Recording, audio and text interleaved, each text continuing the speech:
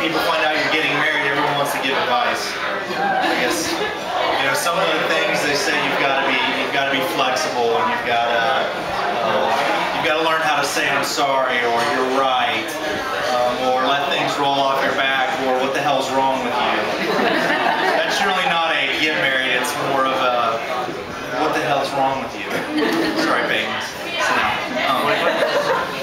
So a lot of people give advice, and as most of you know, I've never met many strangers.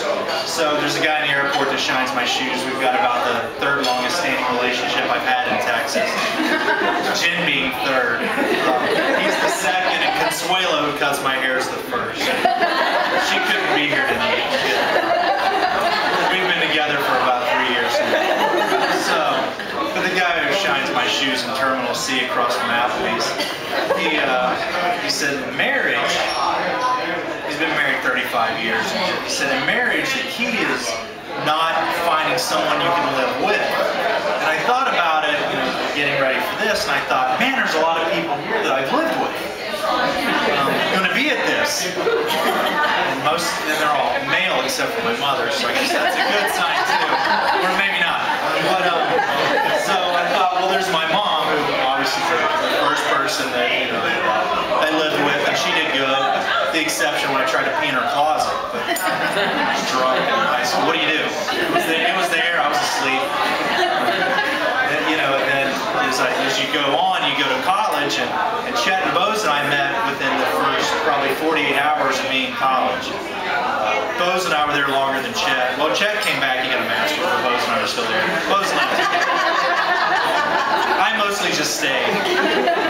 But anyway, so, you know, then Chet and I lived together in college, Bose and I lived together in college. And that's interesting, because you learn to live together, whether you have heat or not, or, you know, whether you hit a mailbox in a car, which I did when I lived with Chet. And I guess Julie. And then in college as well, Brad was Chet and I's neighbor. And then I lived with Brad in grad school. And we didn't have food. But we had a nice wall of hubcaps.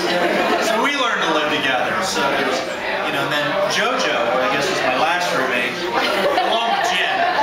And, you know, he would still be our roommate, but he bought a sound bar. He bought a surround sound for an apartment he didn't have, which caused his rent to go up and him to subsequently feel as if he was being evicted. But he had to spread his wings and fly. So, you know, Randy and I, my cousin, we never really lived together, but we stayed with him one weekend. And Jen's first trip to Morgantown, meet my mom, Dave, meets my cousin, and he gets drunk. And leaves us in a football game. That's not such a bad thing. He left in the first half. So the game was over. It was exciting. It was a Thursday night game on TV. And Jen's like, well, where's your cousin? He's gone. The car's gone. He's gone. Well, he's not gone. Well, yeah, he is. So then, what are we going to do? Well, we'll get a ride. How are we going to get a ride? Well, we'll walk to a bar. I'll see somebody. I've lived here for 10 years. They'll give us a ride. So my friend Jackie, who's here, which you'll all meet her, whether you want to or not, you'll meet her. She's really talkative and somewhat fit, but she's got a lot of energy. But you'll meet her. So Jackie gave us a ride back, and Randy was passed out, so he didn't go home. But, so then Randy's water went out, and I had to go to Jackie's aunt's house to shower. She met my family for the first time, which was neat. So we all learned to live together. So we all lived together. So then he said, it's not finding someone that you can live with, which we've learned to do. It's finding someone you can't live without.